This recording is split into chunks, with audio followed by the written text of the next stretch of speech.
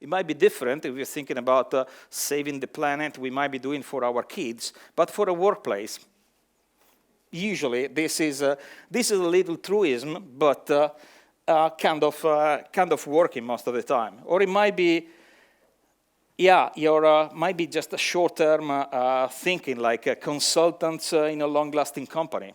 Or actually, it might be the boss expecting to leave. The boss has an exit plan, even if you're thinking to write the code for a longer term. So I would like to connect this with this is the same slide that we had at the beginning with the DevOps. Remember, the distance between fast performers and slow performers was actually massive. And if you combine this with the length of the 2 arrows, the time needed to see the benefits, we're stretching it out. And the combination of the 2 things, if the feedback loop is too long, system won't improve at all. Because nobody is going to stay in the organization long enough to see the benefits. It takes 3 years to see the benefits. I'm going to be exhausted in 1. And then I won't even try to, with the right perseverance, to trigger some organization. So what I'm saying is actually the underlining. The long release cycles are most poisonous that you might imagine. So depression moment, a few homework, run the feedback check on the topics, refactoring, TDD, architectural migration, getting the training, and the different roles in your organization, because the time needed to get the good feedback or to make a change is telling you, well, you know what, maybe I'm not even trying to set up a change. And it might be hard to make everything together because the perspective might be different. This is a manager speaking at the top. Whenever my team asks anything, I try to fulfill the request. And the employees were saying no, we only ask things that we are 100% sure that he's going to say yes, because we're not even trying to get into slow battles, so the battles that we are not going to win. Last scenario. Sadness machine scenario. Actually, no, there are 2, but they're quick. This was an organization that had a very hierarchical organization with product teams working on new features. At the end of this development cycle, they had different teams working for national customization for the product. Then, at the end, side teams working on the customization for a given customer. So the average time for completing the whole thing for a new product was 9 months plus 6 plus 6. And when I saw, is this your process development cycle, I could not hold it back, and I told to the CTO of the company, I would never work in a place like that. I had no way to argument this. It was really coming out from a belly. And then, okay, now I know why. And I quickly look at the pink check, like not a single person can deliver independently, so autonomy is gone. What about mastery? Mastery in this scenario didn't matter at all. Just like the mastery is just like not getting caught. And talking about the purpose, that was even interesting. Like people were actually prevented from having one. There was not any way to be in the same room with the actual users of the product. So how do I finally understand what is needed, what is making somebody's life happy? That was actively prevented. You only talk with the product owner. Well, in some companies, it's actually illegal being in the same room with the customer, but I'm not talking about that. Let's look at the feedback loops. It took 15 months on average before releasing a feature in production, from the time you were coding it. And you have to wait for this time to get the positive feedback. Still, no direct contact with the end user. Everybody was working only on specification, and they were releasing to a middleman. So the person was saying like, oh, great job, it's all right. And then 12 months later, it was all wrong. You told me it was right. Oh, but now we have the feedback. And so you cannot trust the middleman. Talking about the negative feedback instead, that was really, really interesting because it could happen at any time after release. And since it's a long pipeline, no little control over the reason, and we're always disconnected from the feedback is never about the thing I've done today or yesterday. It's about something that happened randomly, some months or weeks or years ago. And this is affecting things like if we plot it on an axis, so On top, we have what I call a reward deprivation system. You will have no positive feedback till maybe after 15 months. It's a fantastic place to be. And in terms of negative feedback, could happen at any time, bigger. People are angry with you for code that you didn't even write. It might be the person before you. And for random reason, at random intervals. This is what I call the Kafka-style punishment system. So. And that was the combo inside this organization. I know I could be punished randomly for something that I didn't do. Alberto, clean up this code. What are you talking about? You wrote this. Well, that was 13 months ago. I don't even remember what the thing was. But yeah, never thank you, only this. So that was really, really bad. It could even get worse. This is actually happening inside a big bank.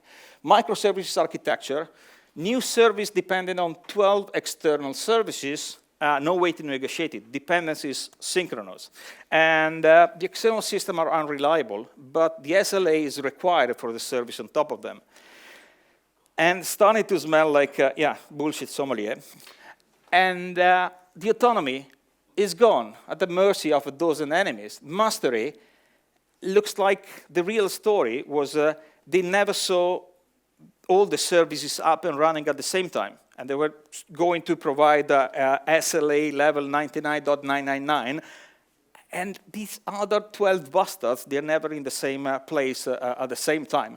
And OK, so we're bidding on sand, and that was actually offensive at the negotiation. What is the purpose? Well, the purpose is getting alive out of it. That's the only thing you can do in a place like this. If you want to make a diagram out of this place, this is, the conformist applied on everything, but the actual name for this pattern is a scapegoat at the architectural level. So let's see the loops. Positive, really low probability of working things. No direct contact with the end user, just to make sure you don't have a purpose. And only working on specification, only releasing to a middleman. Bad feedback at any time for dozens of reasons, randomly. Oh, the service is down. And it's somebody else. So what you do, what you're getting good at in this cultural scenario is scapegoating, finding the next one in line, protecting yourself from the blames and the meetings. You're becoming a meeting animal and not a real value producer. And this is not a place I would like to work. So the thing is, this was an architectural choice. Synchronous dependency between microservices, that's in the architectural space.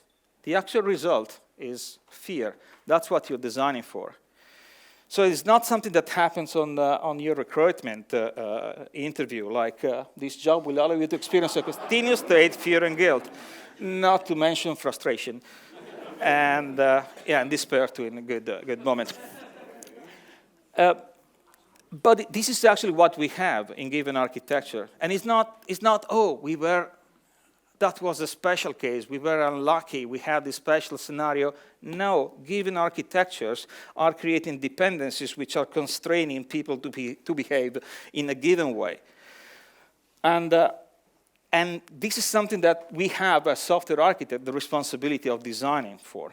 So one of the things that is basically the same thing about bounded context is just like we are okay in paying for our own mistakes. If we write bad lines of code, we want to fix it. We care about the code that we write. At the same time, we hate paying for somebody else's mistake. And one of the main reasons for people like us leaving a company is, well, it's basically my boss is an idiot, but we have to find a more elegant way to say it. The moment we don't believe anymore in the choices taken upon us, well, we actually quit and then find an elegant way to describe the situation. What I think is relevant as a software architect, what I found fantastically valuable in the whole culture around domain-driven design and the idea of bounded context is just I could work in places where I couldn't enforce safety in the workplace. I didn't have developers that were afraid of breaking things because we still could make mistakes, but we had no ripple effect on other systems. We learn by making mistakes, and it was just like a sandbox. At the same time, we were delivering really valuable functionality for the organization. And loosely coupled, and autonomy are really, really connected. So the reason why loosely coupled is actually a good factor for evolution and value delivery in the organization is how much it affects the autonomy. Do I have dependencies? How many meetings do I need in order to agree on something? How expensive it is to reach an agreement about something? How this is affecting purpose? I mean, some developers, they would like to code, including me sometimes, and then we become meeting machines. And, oh, come on, please, not anymore. How many externals are we depending upon? How many trade-offs? I would like to make good things, but then I can't because of this and this. So, summary. I was making a long journey, but I hope I deliver something in the picture like everything is actually connected, like architectural choices and the ecosystem, the main mood inside the team are not easily separated. Just the moment we define an architecture, we are basically defining the interaction that will happen between our team members. So, thing number one, buy a copy of this book, buy 2 copies. Well, that was intended to be written before Christmas, but okay, still a good time for presents. Anonymous at Amazon, just make a book available on somebody's desk. Second thing, everything is connected. I think is kind of a scam to insist like, oh, I'm just a software architect, or we need to focus on the processes, or we need to focus on the culture. No, you cannot have one thing independently from the other one. Like your recruiting choices are affecting your architecture is affecting your ecosystem and the behaviors inside the team. You cannot really separate the things. So we gotta think in kind of holistic way at this level. Also, emotion matters. Like people, the same team with a clear purpose was climbing mountains, different purpose, bad mood, quitting the company. And that was a single changing factor from a winning team that already proved to be winning to a team that didn't deliver and actually left. I think the summary is actually, this is saying what is our responsibility as architects. Like we are making choices. Some choices are really shaping the interaction of the people. We might be designing a system where being good in meetings is the winning behavior. We might be designing a system where being good in testing or releasing quickly is the winning behavior. And this is making a lot of difference. In large systems, this is more or less the direction I'm going when trying to separate the things, to have bounded context as a definition. They're a unit of language consistency, but they're also a unit of purpose, a team which is working on a single model with a single stakeholder possibly, but also a unit of responsibility and a unit of pride. And this is where the connection between this approach and microservices done right could actually be really interesting. On the other hand, this approach is kind of minimizes the time spent in meeting, and that's the other reason why I love it. Safety matters. The same team being safe on their own bounded context or being unsafe looking at the dependencies is a completely different machine. Look at the horizons. If your horizon is really different from the one inside your company, you're going to be on a losing battle because usually the short terms are winning over the long term. It might be the end of quarter financial result. It might be being a short-term consultant. It might be planning an exit when kicking off a startup, many other things. But the magic happens if you're aligned on the same horizon, possibly on a long one. But if you have to choose only one thing, I think the most amazing result is where you are not shielded from looking at the purpose, for meeting the people that actually enjoy your software and eventually understand what is making them happy, what could give you back a smile, and then, well, suddenly people are trying to do the good thing because they finally see what the good thing might be. So this is the end of my talk. I will be around later basically for the whole evening for talks and clarification. And if you want to know something about what I do and actually, this book is finished because I only wrote a chapter. The first one, if you already know me, this is still not finished, and one day will be finished, but don't ask me when, please. I think I'm done, and sorry, Let's put it on again, if people were taking picture. Any question?